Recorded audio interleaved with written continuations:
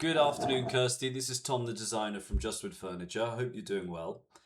So, Chris has been on site. He's taken some pictures and a few dimensions. He's passed those details along to me. And this is my first draft design of your bespoke fitted furniture. So what I intend to do in this video is I'll run you through some of the key features, and I'll talk a little bit about some of the main dimensions, but at this point I don't want to get too bogged down in detail, otherwise this video will be really long. And then from there we can start the discussion, and of course we can talk to Chris about lead times, costings, things of that nature if you haven't already done so on site. And if you think we're the right fit, we can continue the iterative process until you've satisfied yourself with the design. So this is a first draft though, so we will iterate upon it as needed. Okay, so let's just jump straight into the 3D, shall we? Okay, so my understanding is you've got two doors, one over here and another over here. And it's a little bit hard to see, but you've got a window over here, is my understanding, and this will be your bench seating, and we'll get around to the front in just a moment. Now what we've calculated is that depending on the cushion thickness, that's effectively the delta to just below the window. So we've left a bit of fat there, but we've also squeezed it down as much as is reasonably possible. So let's start on this side. In fact, let's try and look from this side so you can see. And I know it's a bit hard, so do forgive me. So you've got a desk over here with 3 equal drawers there. Everything in white is currently earmarked to be painted. And if I just take the doors and drawers off, you can see you've got a leg space underneath there, and I'll show you the width and height and the countertop height in just a moment. Typically that's governed by what's right for you and whatever chair you intend to use to sit there, so do let us know if you have a preference for the height. And do bear in mind, the more you raise a countertop, the more this space gets enlarged. So all 3 drawers will equally expand with it, and equally the same in the opposite direction. If you reduce the countertop height, it will contract equally for all 3 doors. Okay, now on the left and right hand side of the window, the bench seating, we have these 2 corner units. Now you might notice as well that we've got these lines going all the way down there, and that's to represent the tongue and groove panel that will also be painted.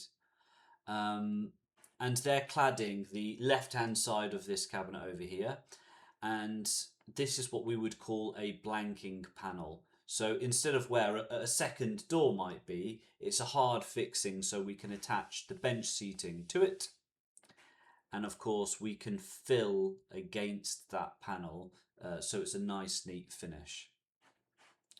Now it's a little bit hard to see again, but what we have is a hat shelf, so you can store lots of big items up there, things you just want to get out the way, overnight bags, duvets, suitcases, things of that nature. And then below that we've got a fixed rail that goes from left to right, so it actually goes behind this panel here. And that's currently earmarked for long hanging, and some people like to put another shelf at the bottom. That's entirely up to you, so some people can put things on top, but it's entirely governed by how long your dresses or coats or whatever it is that you'd like to hang inside this cabinet. Some people just prefer to keep it open because they have knee-high boots. They just like stacking shoe boxes underneath their long dresses. It's more convenient for them that way. And as part of the exercise, as I said, if you think we're a right fit and you'd like to go proceed, one of the exercises we would encourage you to do is if you imagined an infinitely long hanging rail, And if I just draw crudely on the screen, and do forgive the drawing, there's your first hanger. Let's just say you've got folded trousers there, and then let's say that you've got summer dresses, and then let's just say you've got your longest wedding dress or whatever it is. If you was to measure the width of that and then the height, so from the top of the hook to the bottom of the garment for each of these outfits, and you would say, oh, okay, I've got 54 centimeters of rail and the height of that dress is 75 centimeters or 125 centimeters, what we'd start doing is getting a really rough idea of your bias. As to be frank, most people in Devon don't have that many long dresses, for example. They'll have a lot of trousers, a lot of coats, a lot of jackets, blouses, t-shirts, things of that nature. So then what's the point in having such a long space? And as a quick example, it's hard to access and you couldn't do it on the right side. But if this is a full width cabinet, let's just say there was two double doors here, one on the left and one on the right. You could simply say, well, let's put a vertical division and only earmark that much of hanging rail for my dresses, because I really don't have that much, and then leave the rest on the right hand side for double half height hanging. So those are the things that we can ascertain only once we understand the bias of your clothes and what the drop is. So from the rail, from the hook down to the bottom of the garment, not just the garment itself. And then we'll be able to get a bias of, oh, okay, you have loads of blouses. Okay, well, we can size shelves accordingly. Because as I said, if that's your clothes and your blouse is finished to there, and you've got all this space below in your hung space, well, why don't you put a shelf there? Let's see if we can put some, maybe you could put a couple more shelves below that. So there's all sorts of ways to optimize the space, but of course we need more data for that. Okay, it's coming up to 7 minutes, so let me just run through as quickly as possible. So under the window now, you've got two sets of two drawers, and do bear in mind they are really small, but they're mostly intended for things like pumps, sandals, flats, things of that nature, but it is really small, so I wouldn't be putting too big a shoe in here, though of course you could lay some on their side. It may be better for you if you just wanted to, almost like a bin, just chuck things in there to make one big bin. And then you really don't have to worry necessarily about the height. But because of the constriction of the window, and do excuse me, with the cushion, let's just say it's there, the window starts somewhere there, that's my understanding. So you've got very little tolerance to increase the height of the countertop here for the seating. So the only solution really is you don't really want to be going lower. I think the only option is to remove a drawer if you need more internal drawer space. And I'll show you those dimensions in just a moment. So let's take off the doors. Again, much like this unit over here, it's effectively a mirror. So we've got a big old hat shelf, lots of coats for long hanging. Now, on this span, we've done it a bit differently because obviously we have no half height hanging yet. I've simply put a shelf halfway for both of them, and we've used a fixed shelf below. And do bear in mind, with all of our rails, including these pull downs at the top, they roughly sit around 4 centimeters down from whatever limit is above it. So in this case, the limit is there, that's the top of the cabinet, and then this is below the hat shelf there. From the top of the rail to the bottom of that is about 4 centimeters, so it's pretty consistent. Having said that, we can always lower it if you feel it necessary. For example, if you knew your folded trousers, and this is the only thing that was going in this bottom section here, if that was earmarked for that, and let's just say your hung trousers finished there, well, why not put a shelf there? You know, maybe you could separate the space. Some people think, what's the point? Just put your shoes on the bottom there and let them go as high as they need to go. But at least then we can say we've optimized it. Equally, for some people, what they like to do is put a vertical division and then they put shelves like here. And something that we offer here at Just Wood Furniture are these very narrow in height boxes, and they're really good. They're material and they're very light and flexy. They've got a little handle on the front. And if we pigeonhole the shelves like so, and they've got this little handle here, you can simply just whip them out, put them onto your countertop here, sift through the clothes, and then put them back onto the shelves. So that's another innovation that we can use to try and optimize some of these spaces if you're not convinced that you'll use all of that width. And of course, on top, both of these spaces, we've got the pull-down rails. And if you're not aware, the beauty of a pull-down rail is that this bar here is effectively like so. It folds down at 90 degrees, so it will come out like so. And it's got a little bar on it. And typically what we advise is, because they are spring loaded, so sometimes they can be hard to pull down with nothing on them. But that when they're weighted, we often ask, grab the pole with a straight arm and simply walk back rather than trying to pull it. And they come down quite nicely. So that's of course the advantage of it. Sometimes fixed rails at the top there are unreachable for most people. So that delta is usually when we'd say, do you know what? If you don't want a hat shelf, use the pull down rails, because it's really making use of that vertical space from there to there. Having said that, the ideas we talked about for the boxes with the shelves, that is probably the most efficient way to use storage. We all know and use hanging rails, but it is rather inefficient. The main reasons you would want to use a hanging rail are to protect your delicates, to aerate your clothes, and of course for some people they just like to see it. It's a bit easier to see your clothes. So aerate your clothes, protect them, and to stop them creasing. So those are the key reasons why you'd want to use it. But if your goal is optimization and storage space, there are definitely better ways to do so. Okay, for final units now. So again, we've followed the same model. It's a corner unit with a single door with a hat shelf at the top for loads of storage. It goes behind there, and a long hanging space. Because we've put the hat shelf in there, putting double hanging becomes a bit small. Now, if you know your smaller items are going to go in here, maybe that will work. But they say on average, half height hanging is about a meter, but who's average?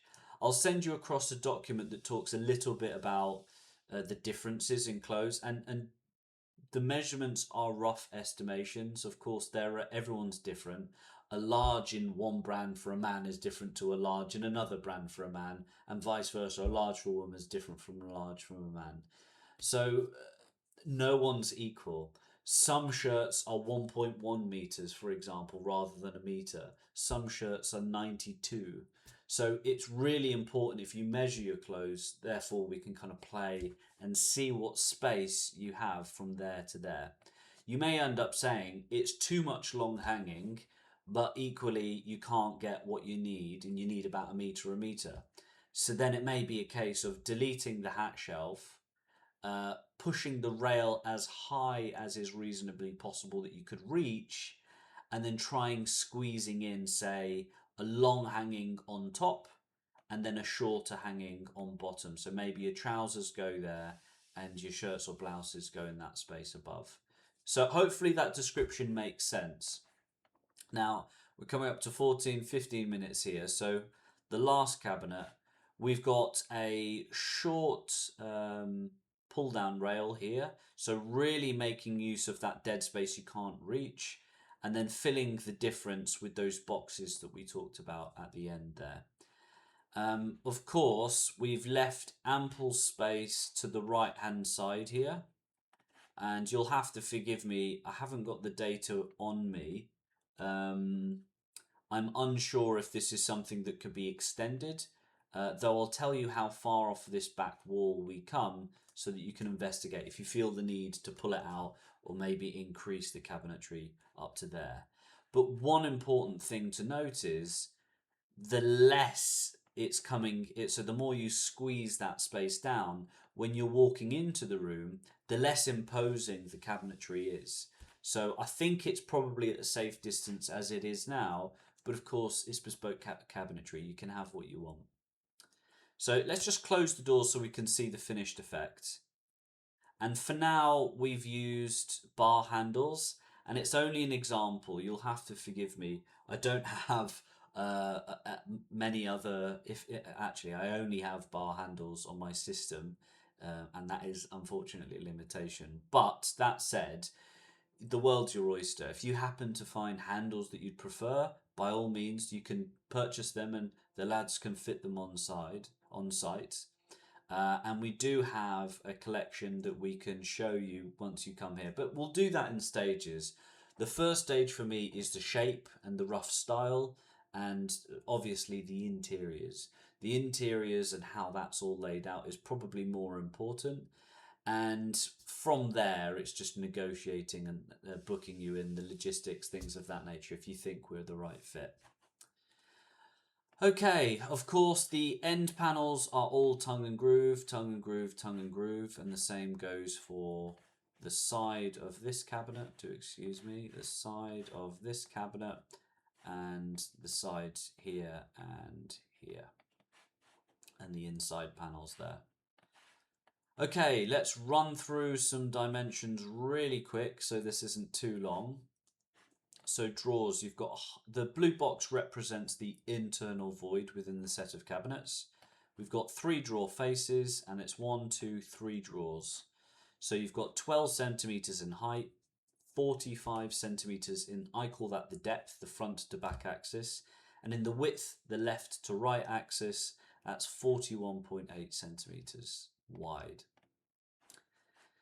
Now, if we were to just get a bit closer, let's rotate it a touch, and I was to measure from the countertop to the floor, you've got a height of 80 centimeters. Remembering that if we increase the height, the countertop goes up, but also the internal height of the drawers goes up equally for all 3, and vice versa.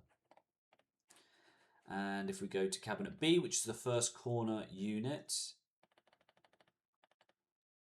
so the internal width of the cabinet is 92 centimeters, so that's a really wide rail.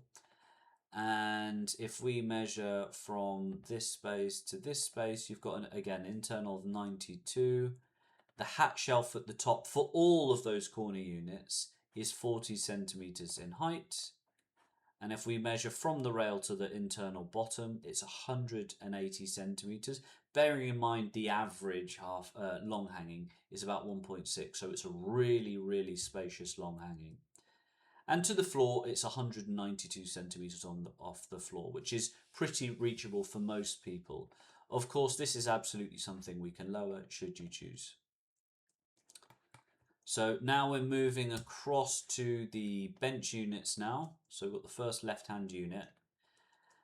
Okay, so we've got 92 centimeters of internal drawer height. So again, it is very small, but if this is only for pumps and sandals, you've got 83 centimeters of width and 30 centimeters of depth. Now, as I said, if you were to put one big drawer in here, let's say it was 350, it would be enormous. It would be 28 centimeters in height, but you get so much more that you can just chuck in there almost as a bin. So you've got 2 of those, and they're both of equal height. Now, if I was to measure from the countertop, let's just go to the front view.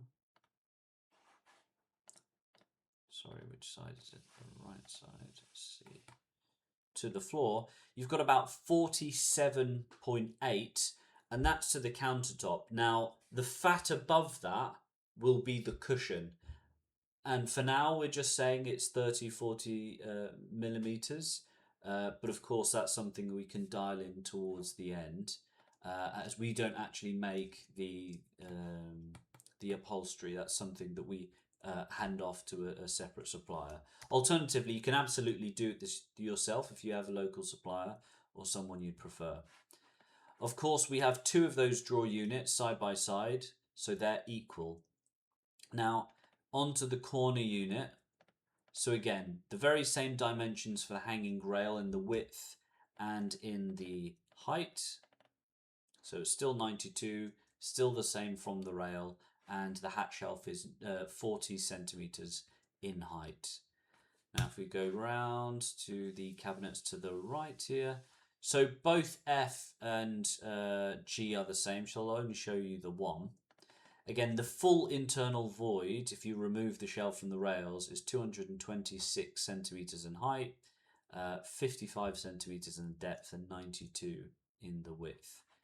And we've currently got a shelf sat at 50-50, though of course we can bias it by pulling it down or raising it up, thereby squishing and biasing either of the voids above and below.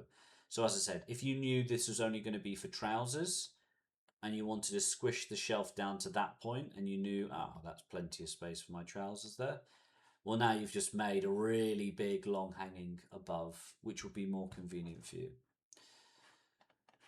So at the moment it's 112 centimeters in height, both of those spaces. Now, as I said, F and G are the same, so I shan't repeat. And I think actually the same goes for this. Yeah, so this corner unit is the very same as the other corner units, E and B, was it? Yeah, so those three are the very same dimensions. Now onto the last unit. 146 centimeters in height is the internal void, so it's slightly longer than half height hanging. And at the moment we've got 4 equal spaces for those flexible lightweight boxes that I was talking to you about. And of course, if we go back to the 3D, we've got a single, so the hinges are on this side for this single door, and again the left hand side for the door next to it. Then we have 2 double doors here, and then double door here and here, and then a right hinged door for this unit here, and then there's your tongue and groove panel there. And the very same over here, as I said, you've got a tongue and groove panel on the right and a left hinged door there, so your door's opening that way. Okay, that was a lot of information, so hopefully you found that informative. Do bear in mind, as I said, this is a first draft, so if you have any questions at all, any iterations you'd like to make, that's absolutely something we intend to do with your help, and we can have some fun from there. So if you think we're a good fit and you'd like to proceed and iterate upon things, do let us know, and we can't wait to bring your vision to life. So my name's Tom, and we look forward to hearing from you soon. Bye for now.